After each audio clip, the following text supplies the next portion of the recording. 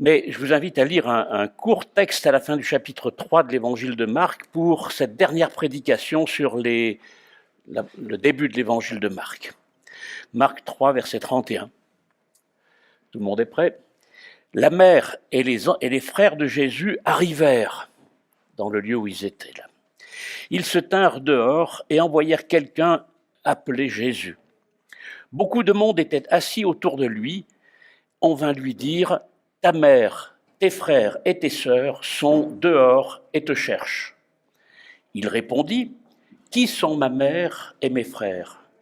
Et promenant les regards sur ceux qui étaient assis en cercle autour de lui, il dit: voici ma mère et mes frères, car celui qui fait la volonté de Dieu, celui-là est pour moi un frère, une sœur ou une mère. Ça résonne. Où sommes-nous? Nous sommes à Capernaum. C'est en Galilée, en Israël. Nous sommes à la maison.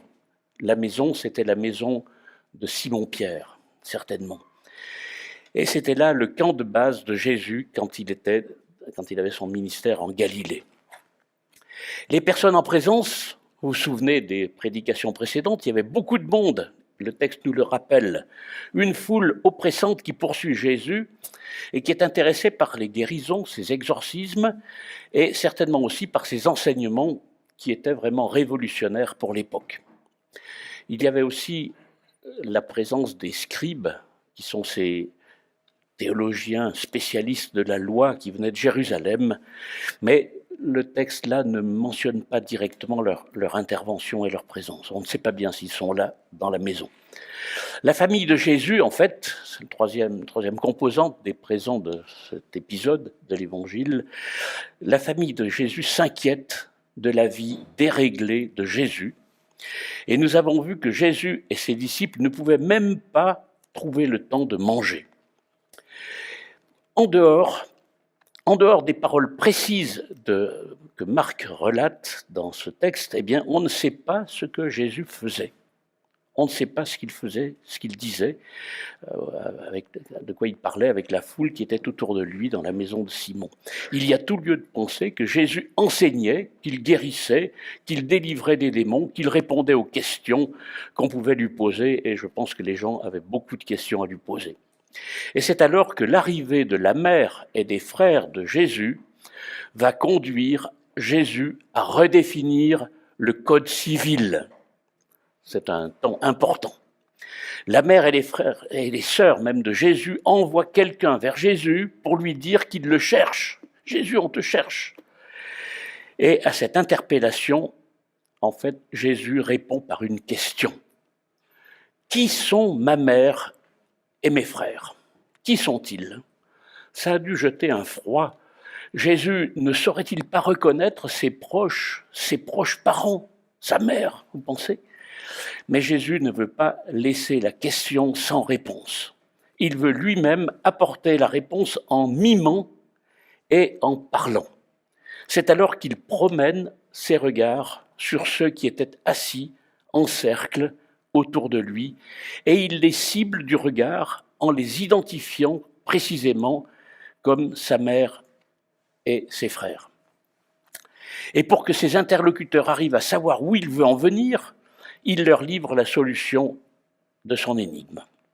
Pour Jésus, les vrais liens familiaux sont créés quand les membres de la famille font la volonté de Dieu.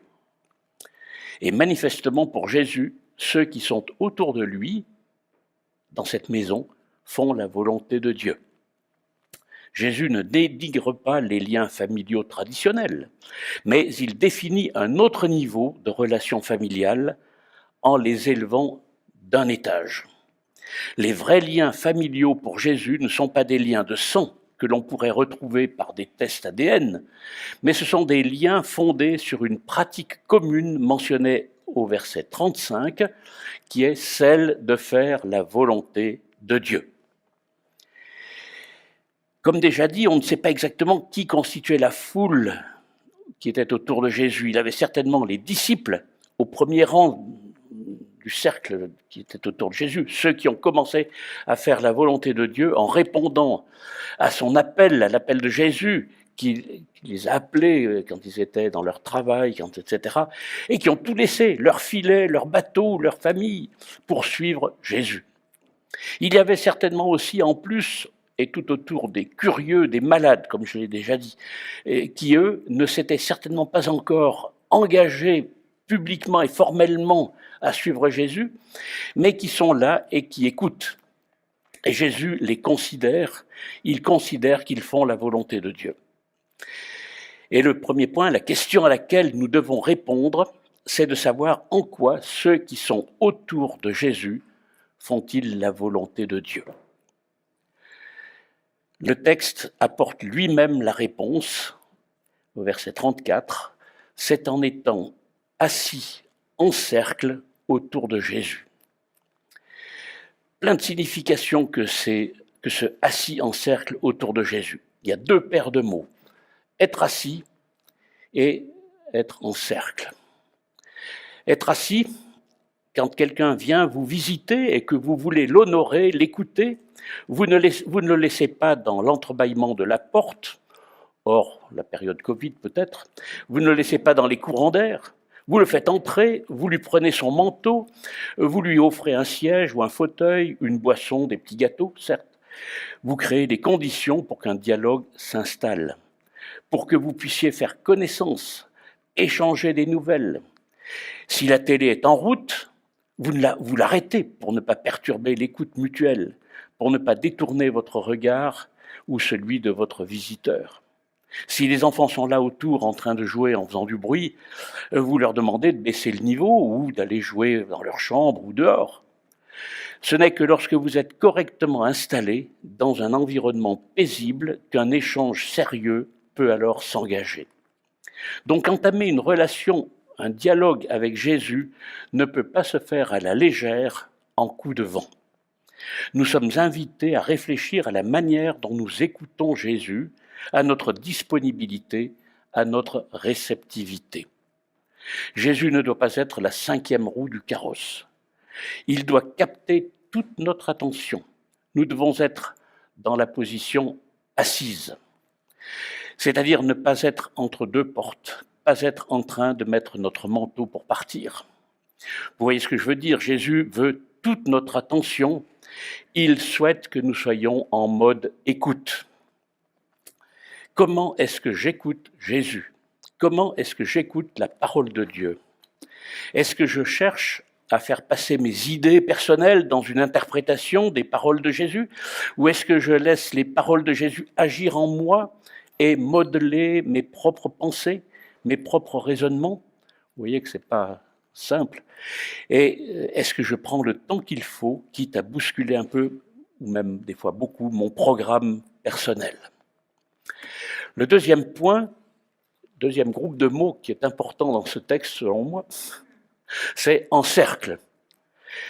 Et là, un peu de géométrie, c'est pour ça que je voulais qu'il y ait dans la salle quelques éléments. Bon, maths, c'est vrai que j'ai été professeur de maths pendant le temps de mon service militaire, alors ça va me rajeunir un petit peu.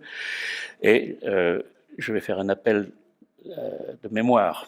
Le mieux, c'est de faire appel à ceux qui sont à l'école. Donc aujourd'hui, comment définit-on un cercle? Alors ceux qui ont levé la main, maintenant, je vais vous écouter. Comment définit-on un cercle? C'est quoi un cercle?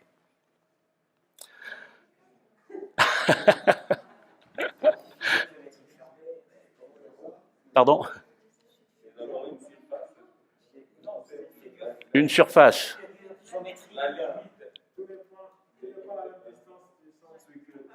Ah, j'ai du mal à vous... Bon, alors, je vais vous mettre d'accord. Une figure géométrique, c'est bien. Fermée, c'est bien. Et donc, il y a les rayons et la circonférence. Et donc, les rayons, c'est la moitié. Le diamètre, c'est la moitié. Le diamètre, c'est la moitié du rayon. Bon, d'accord. Ben, je vois que j'ai du travail. Non, mais bon, il y a des pistes, il y a des éléments qui sont...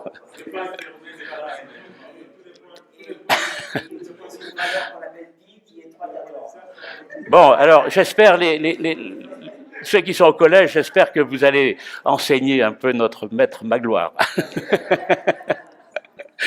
Bon, je vais vous donner la définition que j'ai trouvée, parce que bon, c'est très synthétique, vous allez voir. Un cercle, c'est une courbe plane, fermée, quelqu'un a dit fermée, donc c'est bien, qui est constituée de points situés à égale distance d'un point nommé centre. Ça vous va comme définition? Voilà, donc on est d'accord. Donc les enfants, là, vous aurez un bon point. Tout est dit en 3 idées. Un cercle, c'est une courbe fermée constituée de points. Un cercle, ce sont des points situés à égale distance d'un autre point, et cet autre point s'appelle le centre. Voilà. Donc trois choses. Et qui sont ces différents points? Ben, c'est évident. Le centre, ben, bien sûr, c'est moi. Vous êtes d'accord? Ah, d'accord, vous suivez. Vous suivez bien. Pardon, je voulais dire que le centre, c'est Jésus. Les points sur la courbe. Qui sont les points sur la courbe? Eh bien, ce sont tous les disciples de Jésus. Oui, mais j'oubliais de dire que la courbe est fermée. Enfin, je l'ai dit, mais je le rappelle là. Qu'est-ce que ça veut dire que cette courbe soit fermée? Ça veut dire que les points ne sont pas des électrons libres. Ceux qui ont fait de physique, vous savez ce que ça veut dire. Ce ne sont pas des électrons libres qui peuvent aller où ils veulent. La courbe, elle est fermée. Ils sont reliés entre eux, ces points, par cette ligne. Et cette ligne n'est pas comme un éclair. Vous voyez l'éclair dans le ciel, qui part du ciel et qui va rejoindre la terre ou qui va rejoindre un autre nuage. Là, la ligne, eh bien, elle est fermée, elle rejoint d'autres points de cette ligne, elle tourne là. Et ces points sont liés par des liens familiaux exceptionnels. Et nous le chanterons à l'issue de la prédication, que ces liens sont une chaîne d'amour. Vous connaissez ce chant. Cette image du cercle autour de Jésus illustre par anticipation ce que va devenir l'Église après le départ de Jésus à l'Ascension. C'est tellement fabuleux de ne pas être seul, de ne pas se sentir seul. Et en cette période, on n'est pas en confinement, mais pas loin, on est un peu limité quand même dans nos contacts. Et le fait d'être dans une courbe fermée, reliée, eh bien, nous ne sommes pas seuls. On a prié pour des personnes qui sont malades, qui sont isolées. D'autres prient pour nous. C'est une richesse de cette courbe fermée. Comprenez-moi bien, c'est tellement fabuleux de ne pas être seul et de ne pas se sentir seul. Comprenez-moi bien, cela ne veut pas dire que nous n'avons pas le droit à des temps de solitude, des temps d'isolement, des temps où nous pouvons nous isoler pour réfléchir, pour méditer, pour prier. Jésus lui-même s'est réservé des temps de solitude, des temps de communion personnelle avec son Père. Mais l'image du cercle rejoint ici l'image du corps que constitue l'Église. De plus, les points du cercle, on l'a dit dans la définition, sont à égale distance du centre qui est Jésus. Il n'y a pas de point plus méritant que les autres, ils sont tous à égale distance de Jésus. Chaque point est à égalité avec le point voisin pour ce qui est du salut. Il n'y a pas de jaloux. Chaque point ne peut être sauvé que par Jésus. Pas de promotion au mérite dans l'Église, dans les relations avec Dieu. Il n'y a pas de promotion au mérite pour ce qui est du salut. Mon statut familial, mon statut social, mon statut professionnel, ethnique, mon QI, même exceptionnel, je ne parle pas de moi, eh bien, rien de cela ne peut changer ma position vis-à-vis du salut. Je dois passer par le centre, qui est Jésus. Cette équidistance de Jésus pour ce qui est du salut ne veut pas dire que nous sommes superposables, que nous sommes interchangeables. Nous savons que dans la marche avec Dieu, au sein de l'Église et au-delà du salut, nous pouvons les uns et les autres avoir des dons différents, et nous le savons bien. Il y a des musiciens, il y en a qui chantent faux, il y en a qui chantent juste. Vous voyez ce que je veux dire? Il y a des dons différents. Et l'image du corps employé par Paul, par exemple, en 1 Corinthiens 11, nous dit que le corps humain forme un tout. Et pourtant, il y a beaucoup d'organes, et tous ces organes, dans leur multiplicité, leur différence, etc., ne constituent qu'un seul corps. Donc, je n'irai pas plus loin aujourd'hui avec cette parabole du cercle, mais retenez cette parabole du cercle. Donc, on peut dire qu'être assis en cercle autour de Jésus équivaut, selon ce texte, à faire la volonté de Dieu. Ok, c'est le point de départ, c'est un point de départ incontournable auquel Jésus nous appelle. Et cette attitude d'écoute autour de Jésus doit se poursuivre en étant confronté aux réalités de la vie courante. Nous devons vivre, travailler, étudier, nous devons nous nourrir, pour beaucoup nous marier, nous devons nous occuper de notre famille, etc. Et tout en écoutant Jésus et tout en faisant la volonté de Dieu. Et il est intéressant de constater que l'épisode suivant dans le livre de Marc, au chapitre 4, eh bien, c'est la parabole du semeur qui décrit précisément les différentes attitudes et différentes actions concrètes de ceux qui écoutent et qui reçoivent, qui sont là autour de Jésus, hein, et ensuite qui mettent ou non en pratique l'enseignement de Jésus. Et cette parabole du semeur vient précisément démentir le raccourci qui consisterait à croire ou à laisser croire qu'il suffirait seulement d'écouter tranquillement Jésus et sa parole pour dire qu'on fait sa volonté sans se laisser nourrir, sans se laisser modeler, sans se laisser fortifier par elle. Donc la parabole du semeur met en valeur ceux qui entendent la parole au verset 20 et qui l'accueillent et qui portent du fruit. Vous connaissez ce texte. Mais elle nous alerte aussi sur la situation de ceux qui entendent et accueillent la parole mais qui finalement ne portent pas de fruit. Elle le précise d'abord par la négative. Et les exemples d'une parole perdue ou abandonnée étant dans la parabole du semeur plus nombreux que celui d'une parole féconde, retenue.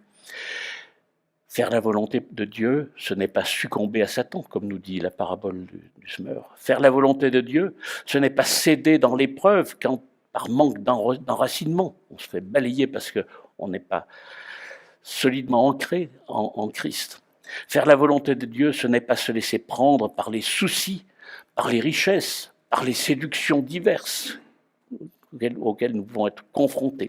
Faire la volonté de Dieu consisterait donc plutôt, à l'échelle de nos vies actives, à laisser la parole de Dieu agir en nous pour qu'elle puisse éclore, grandir et porter du fruit.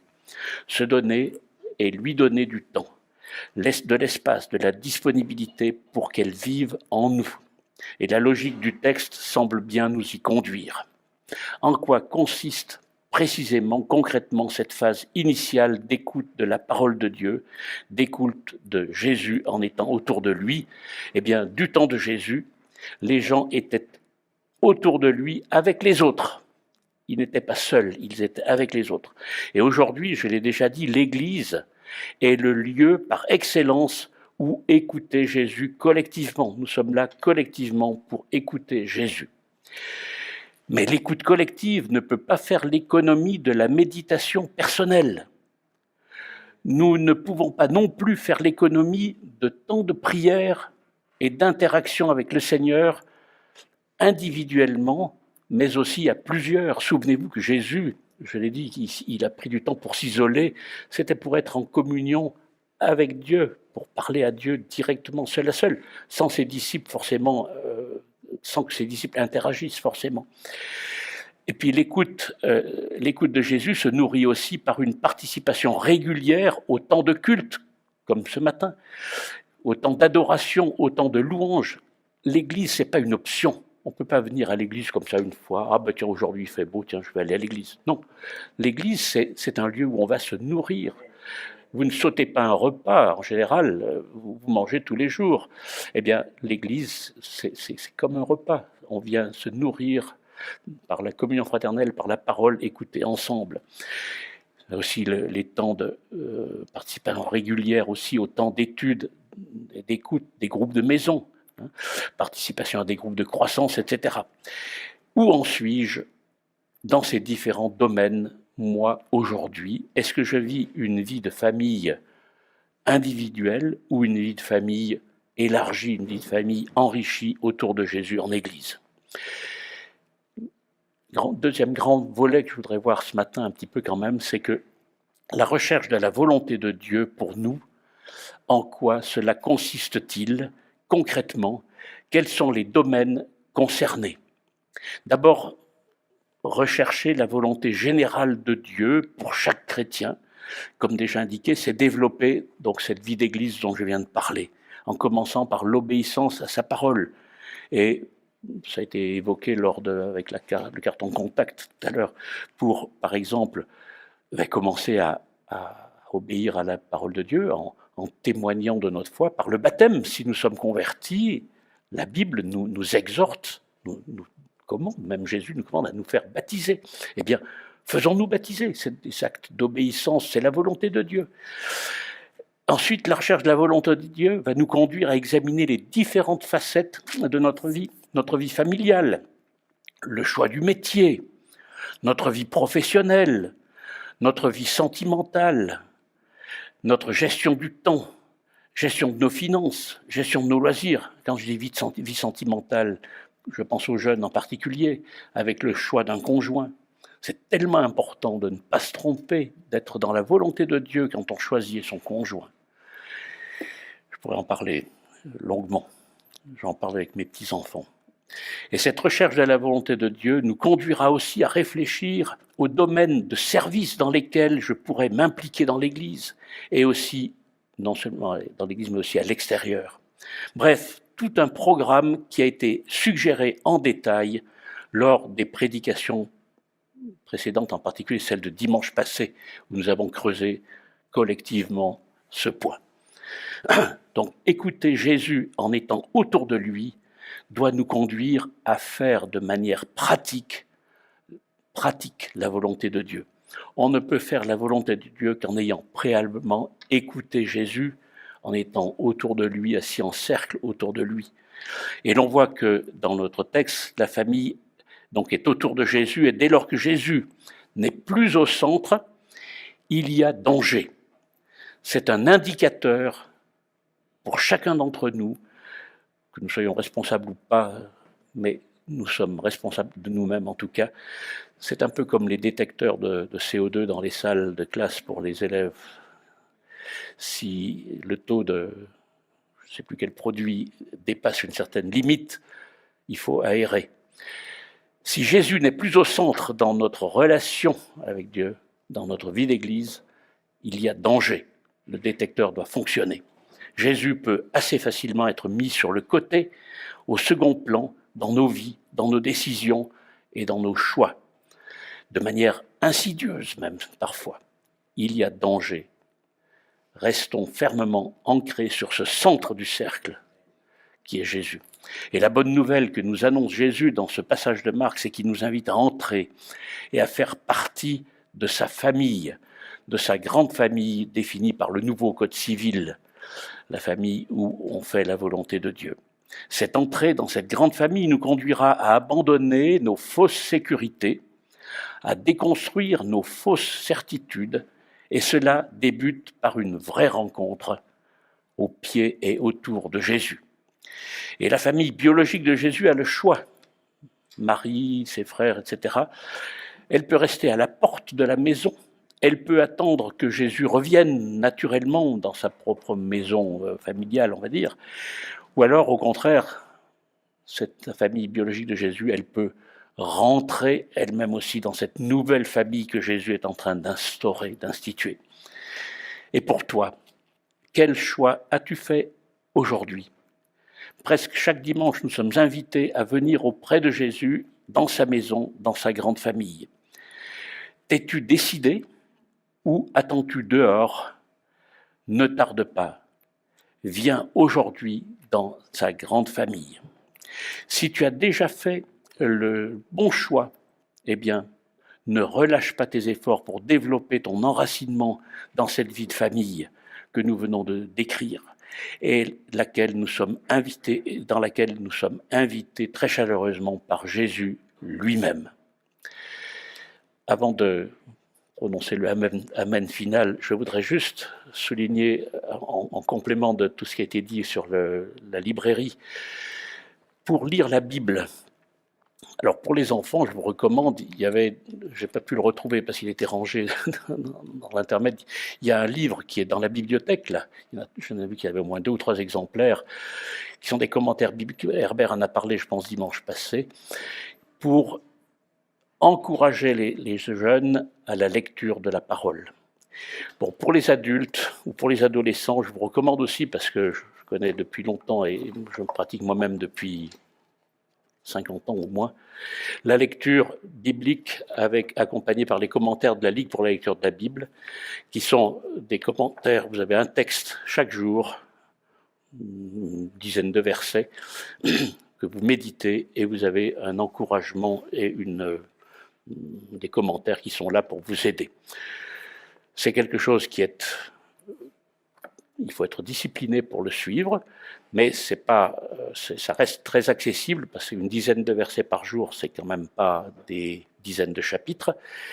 Et si on se tient à cette fidélité, eh bien, on progressera.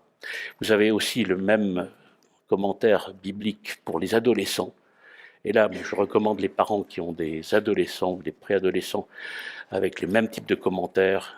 Ça recoupe ce qui a été dit c'est un des moyens, il y a d'autres, mais je connais celui-ci. Et voilà, ça s'appelle l'explorateur. Donc, ne tardez pas à prendre des dispositions avec vos enfants dès le plus jeune âge, à les encourager à la lecture et à la méditation régulière de la parole de Dieu. C'est une manière aussi d'être assis en cercle autour de Jésus. Prions. Seigneur, on veut te bénir et te louer parce que tu as enseigné tes disciples et tu nous enseignes encore aujourd'hui par ton esprit, par ta parole, et tu nous invites à rester assis autour de toi pour t'écouter, pour puiser en toi toutes nos ressources, toute notre force vive pour le quotidien.